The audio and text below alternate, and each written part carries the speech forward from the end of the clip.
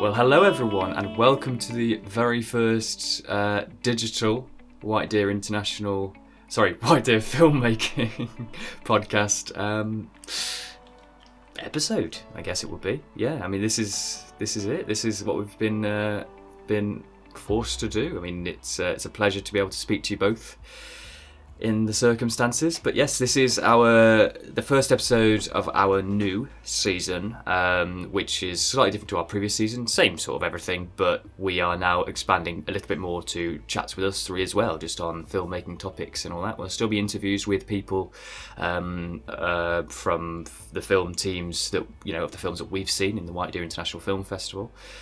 But yes, a little bit more variety for you there, just to keep things fresh and exciting and a bit more, adaptable, flexible. So how are you both? We should say this. I'm Mark as well, Mark Wisdom, one of the festival co-directors and also one of the podcast hosts here. Would you like to introduce yourselves, fellows? Sure. Yeah, Alistair, one of the other festival co-directors, writer-director in My Other Life. And I'm Adam, festival co-director as well. Seems boring to say that now a third time. It does, doesn't it? It's not really. Yeah. Just another festival co-director. How many do you want, festival? Jeez. Three. Three's how many we want. But you know what? You know, if you want a job, if you want a co-directing job, like just as a title, hey, send an email our way. Or not. The idea's just sunk. Oh, I am peaking slightly. Oh dear. We're laughing already too much, and that just peaks ridiculously. Sorry. Right. Yes. So today, what we're going to do is we're going to have a bit of a chat, really. We're going to focus around. We're going to be very topical. We're going to focus our chat around filmmaking in this new age. So filmmaking in the coronavirus, in light of the coronavirus pandemic and how it's affected filmmaking and why, you know, what the effects could be, what we might have to look out for in the future, and things around around that topic. Quite laid back. Nothing. You know, we're obviously making some subjective statements here or subjective theories. There's nothing which we haven't got anything confirmed yet. Obviously, we don't know where it's going to pan out with this, but yes, we'll just chat about it, and you guys can agree with us or not. If you disagree with us, then we would love to hear your thoughts as well. Or if you agree with us, then we would love to hear that too. Of course, you can leave your comments in whatever space you are watching or listening to this. We would love to hear from you. But first, maybe we should just chat briefly about sort of how we've been coping as filmmakers, like within our individual disciplines. Like what have we individually been doing? Like, for example, myself, I've been doing a lot more writing roles that I might want to take on when I'm able to act again. Planning for the future, see if we've got any projects on the go that we might be able to get up and running with a bit of planning time. And obviously we've also got the film Conviction Without Remorse that we've made as a three. There's still lots to do on that, and a lot of it is online. So there's still things to be getting on with, even though we can't necessarily get on a film set. I mean, would you both have found that you can be getting on with things? I think it's anything that can be done from a screen in your own home. Yeah. It's very doable. So when it comes down to sort of the editing side of things or the writing side, or even perhaps like color grading and visual effects to a certain extent as well, those disciplines have largely remained unchanged because they are sort of quite isolated activities in themselves. Yeah. I think the bits that have suffered is the actual, if you're thinking of a production process, pre-production, post-production are both fine, but it's the production, the bit in the middle, isn't it? Yeah, has suffered. Yeah. So work on new stuff or touch up old stuff, essentially. Or be lucky enough to have finished the actual production in like January, like we did, so that we've still got stuff to do now.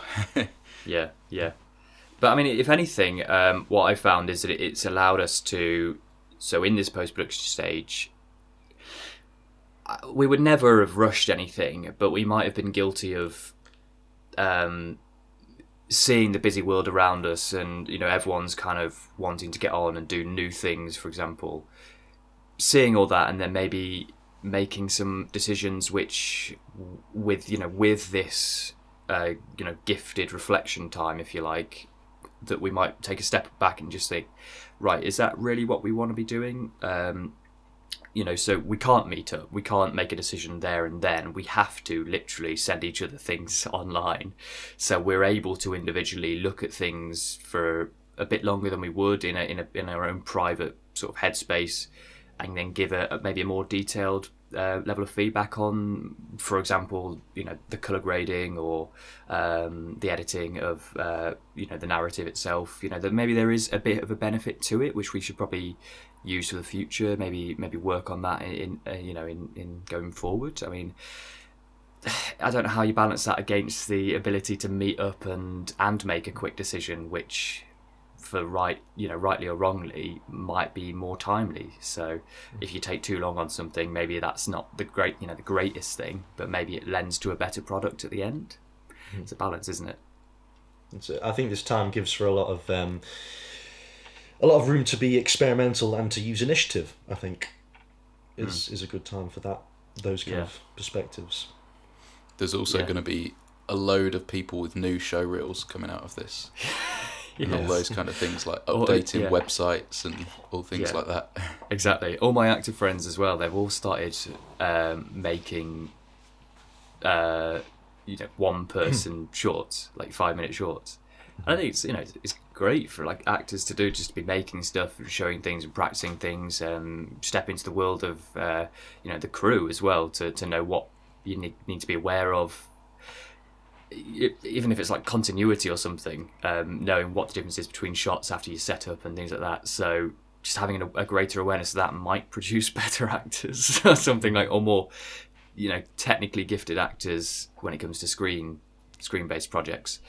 So I saw an advert for someone who for like a DOP who lived with an actor. Imagine that kind of partnership there, because that is the two things that you kind of need. I guess you can direct over the FaceTime or Skype or whatever.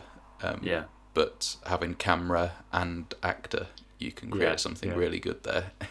Absolutely. But it is proof that that the actual people in front of the camera can do whatever they need to do, and it just not look quite as good just with using their phones. There's so many things being shot on phones at the moment that for an actor's purpose, I mean, when we're making show reels, yes, there is absolutely a need to put your best foot forward, if you like. So the things that look best, the things that look closest to TV film quality, should be prominent within your show reel.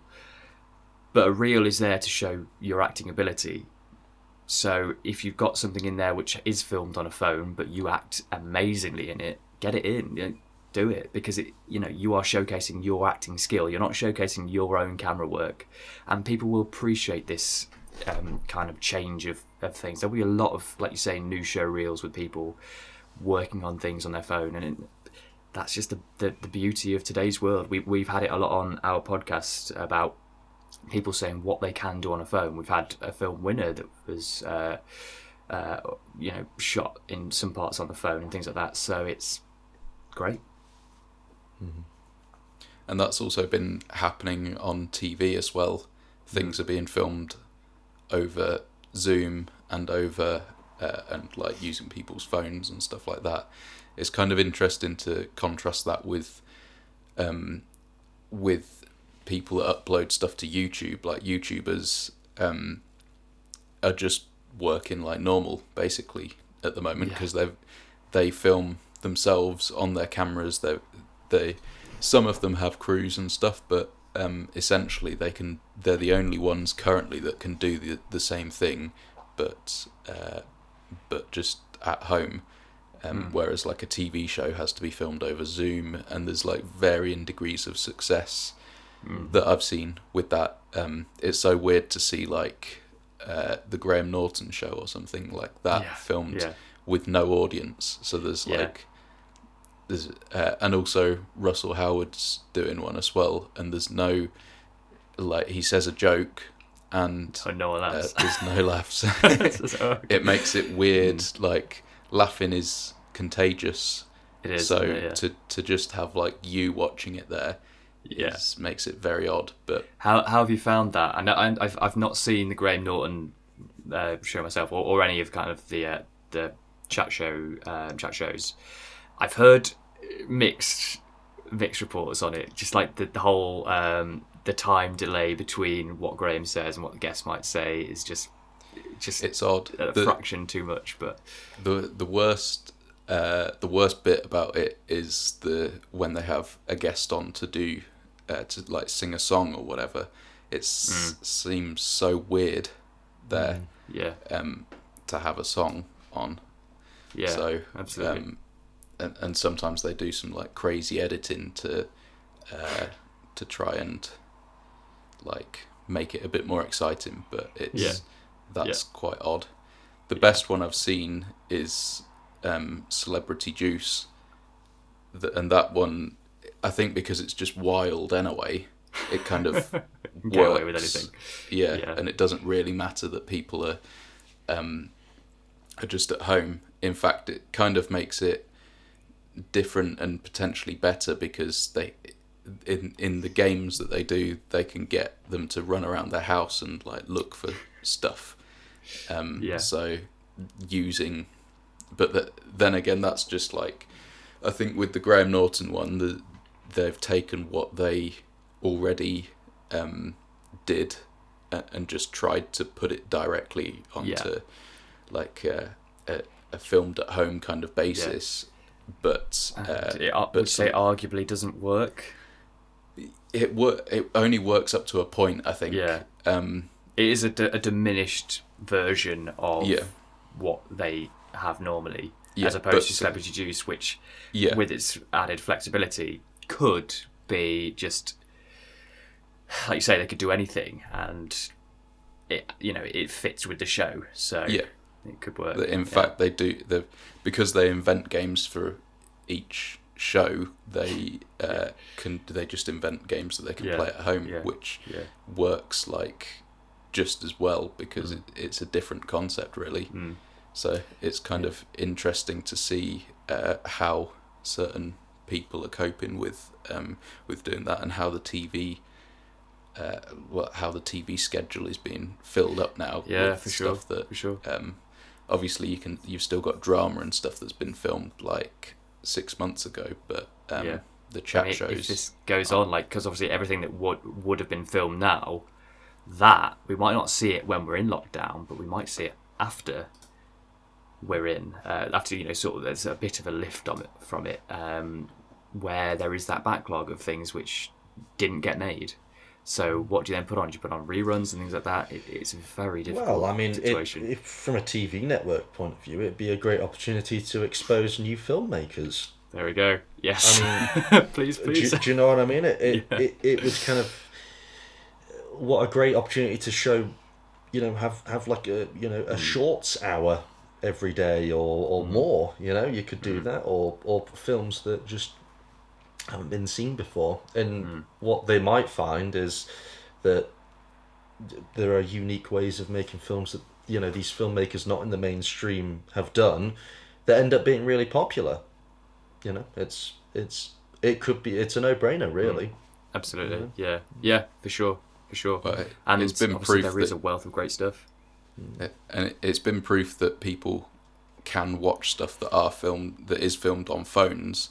So they've obviously had to. There's like standards and stuff that have had to go a bit out of the window at the moment with putting stuff on TV, like all stuff having to be filmed on somewhat decent cameras. But now they can't do that. They still need stuff to film. So phones work. People are obviously fine with watching stuff that has been filmed on a phone if the content is good enough. But I think the same works for shorts that maybe would not normally get any screening time really. Yeah. So who knows? Who knows what will happen? I think people will become slightly. Well, I mean, we've heard the terminology, especially in the UK, of it being kind of like a war zone mentality, and things change whenever that happens, whenever that occurs. So do you think then, going back to the original topic of what will change in filmmaking, do you think we're going to see drastic changes in the industry as a whole? So how things are made, how things are seen by people, how things are. When I say made, I mean like it could be with a phone, or it could be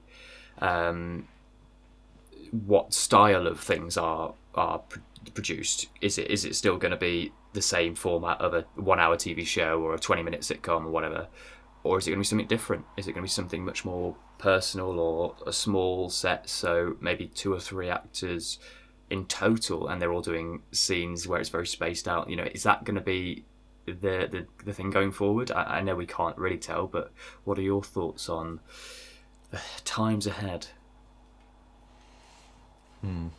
It's hard. I think it's hard to.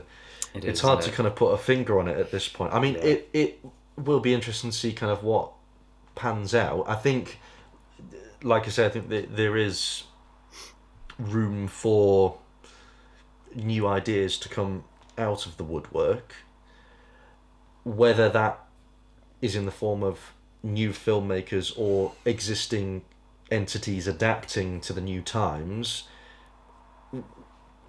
I guess that's kind of the answer. But I suppose with everyone being in lockdown as well, this is the prime time for the box set mentality, which has already been quite a growing industry anyway, and it probably just reinforces it.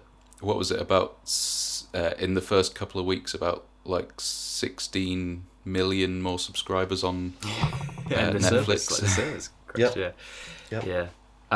What I might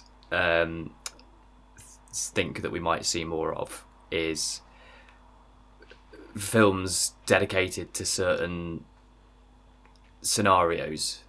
So maybe a wave of crisis films, because I don't know if you remember the film Contagion with like Jude Law and I think Matt Damon.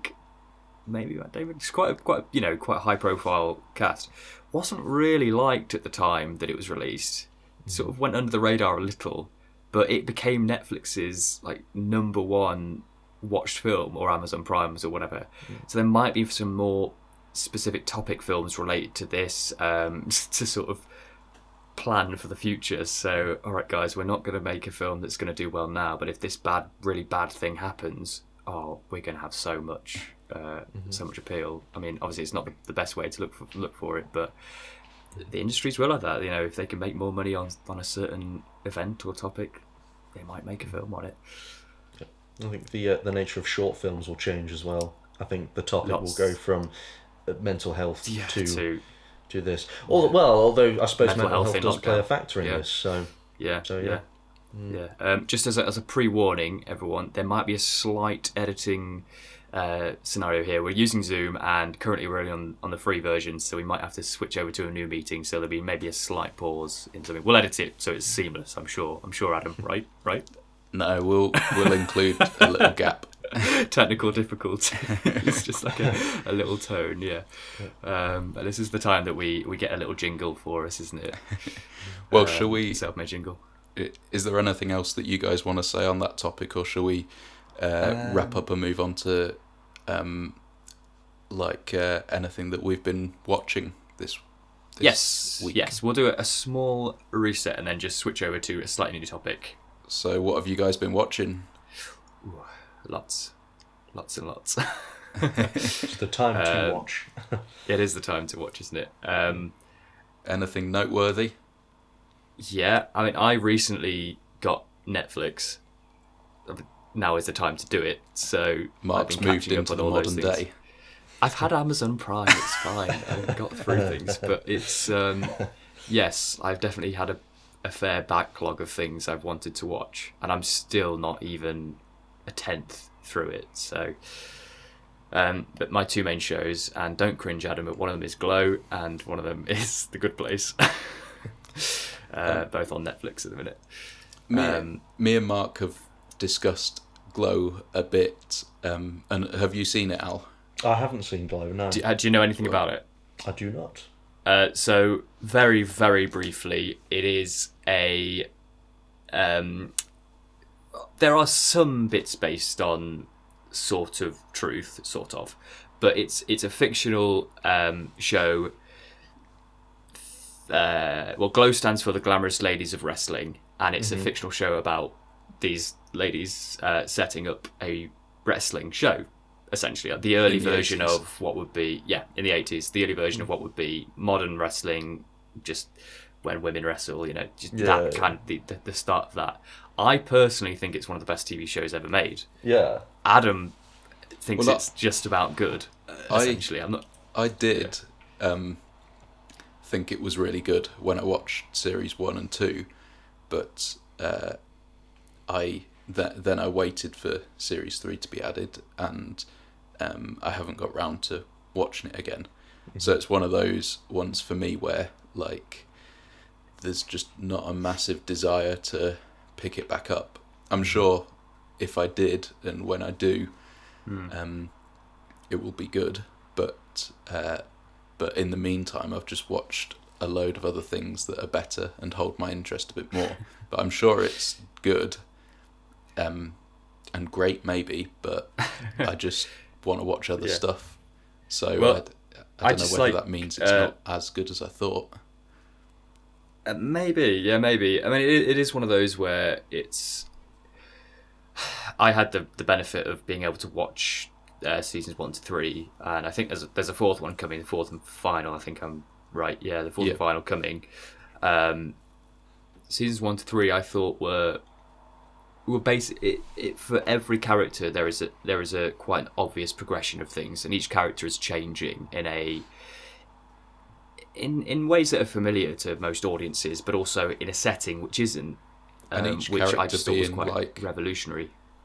Each character, but in saying each character, that's like about 6 or 7 main characters, isn't it? There's quite a lot of main characters. Quite a lot, yeah. There's quite a lot, and some become main characters or have arcs which you just don't expect, but they have a template of the cast of the ladies wrestling show of Glow, who, whilst there are Alison Brie, Betty Gilpin, and Mark Maron, who plays the director of the show, whilst they are some of the leads, if you like, because the show's so brilliantly set up, each character and their on-stage counterparts, you can quite easily just have an episode focused on them, or just like 10 minutes just showing how whatever situation is affecting them, and it's like, yeah, I know this person so well, so it doesn't matter if we're not focusing on the leads, because these, and I hesitate to call them supporting cast because they're not,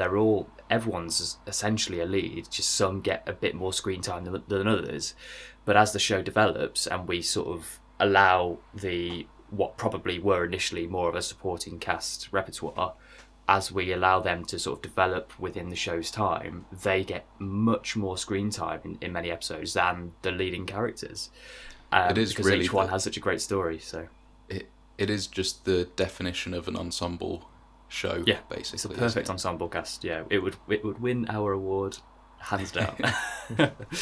Definitely. But there's some amazing acting, like such brilliant acting, brilliant writing, and it took me back to, especially the first 2 seasons, it takes me back to when I just loved watching wrestling as a kid, and the magic of it. Like the wrestlers just do some incredible stunts, which we know how things work live. There's a lot that can go wrong, and they don't screw things up. Like, if they do, then they are just the consummate actors. Just carry on, they get on with it because they have to. They have no choice. And you sort of look into that aspect of things, and these ladies that have never done any kind of stunt work, except maybe 1 or 2 of them, suddenly have to learn all these things. But they combine that with their acting craft in order to make it a good show. And that's what wrestling is. It's a great show. And yeah, I think the show does it really well, and would recommend to anyone. Do you want to go next, Al, or do you want me to? No, sure, I can pitch in. Yeah, well, I mean, the film that stood out the most to me, to be fair, was actually before lockdown started, so it's kind of cheating the system a bit. But I went to go see Joker, which I know has had a lot Oh yeah, a lot of we're going on that press about nutshell. it. Yes, Oh. that bandwagon. Summarize Yeah. the Joker in about 2 or 3 minutes. Yeah, yeah. But It is probably like but the. It's interesting that it still sticks in your mind from being released quite a while ago now. Yeah. Well, you both know I like dystopian films. Mm. Yeah, and Yeah. it was very much that. It was the way I kind of saw it, and it was a commentary on modern society and how modern society can create a personality that becomes Joker. You know, I think that was the thing that really fascinated me about it. It was from a storytelling and character development point of view, it was a masterpiece, really. I mean, Joaquin Phoenix was always going to have a huge weight on his shoulders, topping the Heath Ledger performance. Yeah. And people will always sit on one side of the fence or the other, but I think you could kind of look at it as either They're different, aren't they? They're just different characters. The different under characters. the same persona. Or if you did want to tie them together, you could see it as that was like a Joker origin story. You know, in his very early days, he could have preceded the Heath Ledger Joker. Yeah. Or maybe there's fascinating. different Jokers as well. Maybe there are. Yeah, maybe. It's like an ideology as opposed to a person.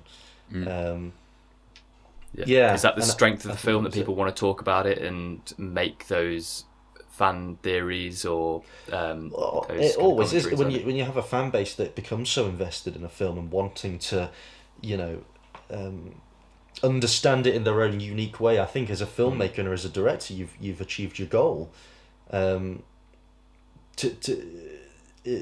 you've got that level of investment, then yeah, because you can walk away from so many films and think, yeah, it looked cool, it was nice and shiny, but that's it. It was just like That's it, then you forget about it. Yeah, don't you? Yeah.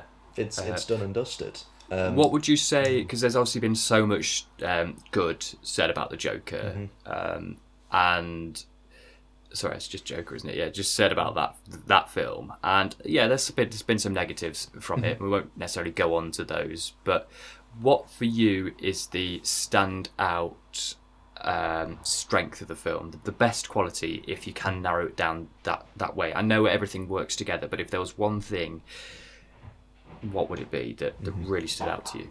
Yeah, technically. I think if you take, I think just what I'd said before, it's the strength of the writing. Yeah. And the strength of sort of the overall character development point of view, taking one character from one end of the spectrum and pushing them all the way to the other, but within the realms of, you know, that universe, hands down. And I mean, I think everything else about the film, the music, the cinematography, was all purposeful in showing that descent into chaos and into madness. Well, we might touch on this in an episode coming very soon, actually, because we want to. One of the topics we want to discuss is how to tell a good story in film. So we might touch on, you know, taking what is a masterpiece script, but then you have to put it on screen. So we might come back to that one. That'd be a really good one to look at, actually. So hold them thoughts. And the cinematography was amazing in it. Yeah.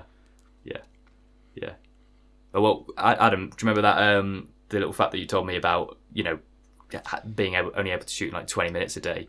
We'll come back to that because I think that's such a nice way of expressing how difficult it is sometimes to tell a story in the best way. Yeah. So, Adam, over to you, my friend. Well, I've been watching a series called Devs, which is just getting better and better. I'm 5 episodes in now out of 8, and it's made by the writer director of Ex Machina and Annihilation, and it's in a similar vein to those in the way that he does science fiction, and takes ideas and pushes them into kind of, I guess, the not too distant future, or into a different future, and showing how things will be. And this is like about multiple worlds kind of theories, and it's just incredible. It stars Nick Offerman, as we all know, as being Ron Swanson. It's a very different role, isn't it? Very different. This like leader of a tech company, and I've not seen him doing something like that before. Being quite a threatening kind of character, but the whole thing of it is amazing. I think each episode has a slightly different tone as it's building towards its conclusion as well, and the music is incredible, as with Annihilation and Ex Machina as well. It's the same guys who did the scores to that, and yeah, it's just I'm constantly amazed by how just how great it is. Cinematography, soundtrack, writing, directing, everything about it is very good, and I would recommend. Excellent. What is that? What channel is that on at the minute in the UK? It's on BBC, so you can watch it on iPlayer. Yeah. Awesome, brilliant. Well, there's a bit of a roundup of our current shows of the recent times, of the lockdown. If you know, as with everything, if you guys that are listening or watching have any thoughts on what we've picked, good or bad, let us know, because we are filmmakers and we like to discuss films, hence why we're doing this podcast. So anything you want to add to it, that'll be really good. And also, if you've got any suggestions of things that we may, just that you like, that you think we should watch, we might have watched them already, but then we can discuss them as a topic. But also, we might not have watched them, so it might spur us on to go watch them. And if there's a particular quality that you like from whatever it is, then let us know, and we'll look out for it, and we can have our comment on it. So yes. That's sort of it for this new episode, this new format. We sort of plan to do this sort of every other week, so we'll have one episode where it's largely this, like a roundtable discussion, and then alternating that with an interview with a filmmaker that has entered our film festival. So that's what we're sort of planning to do. There will be a few things here and there. We might not do that one week. We might just come back and do a roundtable next week, just based on what the schedule allows for and what we think might suit whatever time period. But if you've got any comments like what you'd like us to see discussed, then as always, comment. We'll be more than happy. We're trying to build a community. That's the whole reason why we do this. It's to build a bit of a community of filmmakers, so we can all talk to each other in a very friendly way, really. Help each other out, because it is in many ways what you might consider a closed industry, but the modern world is allowing it to be much more open, and I think there'll be a lot of banding together due to recent events. So yes, hopefully you guys will just join us on our little quest. Come collaborate. Yeah, exactly. Alistair. Yes. We have been holding this off for a good while now. The all-important code. Now, we haven't dropped this. Course. This is absolutely the whole reason why people watch or listen to this podcast, isn't it? It is to get a little snippet of a discount for our film festival. There's no other reason. It is this and this alone. So would you like to share with the audience? I would love to share with the audience this very special code, of course. So, this code, for those of you who don't know, will give you a 10% discount for the entry fee to the White Deer International Film Festival on any submissions that you want to enter to us, any films. The code that you will enter upon payment is as follows: WDPOD WD-MG28. That's WD-POD-MG28. This will be valid from the 15th of May until the 22nd of May, for those of you who wish to use it. Excellent. We look forward to receiving your submissions and watching whatever you submit, documentaries, films, whatever you want. Really, we have lots of categories. So that about wraps it up. Any final words, guys? Or we all stay safe? That's one. Just, I guess, as a thing that you touched on, for anyone to tell us what they've been watching. Yep. That would be great. For sure. On for sure. Facebook or Instagram. Yeah. Basically. Or comments. Yeah, for sure. Yeah. Oh! I nearly forgot. So, we have had some great help from an Instagram channel recently called Film Fest Report. They did a little promo for us in their story. I just can't believe I nearly forgot to do this. But they were very generous, just helping us out. Like, for no, they didn't do it in return. We are going to help them in any way we can, just because we want to. But they didn't ask for anything else in return. And what I would love to say is just thank you so much. Like that means a lot. If we can, as we say, collaborate with filmmakers or people that interact with films in whatever way they want to, that is exactly what we want to be doing. So thank you so much for advertising us, our film festival primarily, but also the podcast as well. Thank you so much, and we're just glad to have some assistance across the world. It's really nice, and it just builds that community aspect. So thank you.